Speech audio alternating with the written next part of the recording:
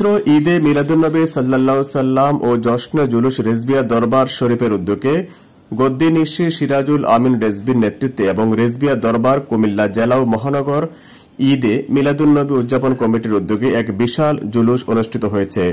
কুমিল্লা কেন্দ্রীয় ঈদগাহ ময়দান থেকে র্যালি বের হয়ে শহরের প্রধান প্রধান সড়ক প্রদক্ষিণ করে।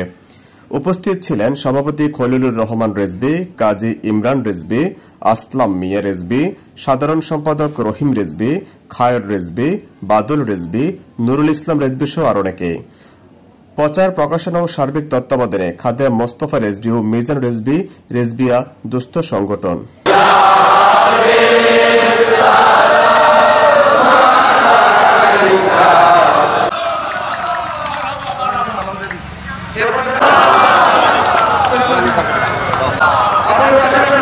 আমার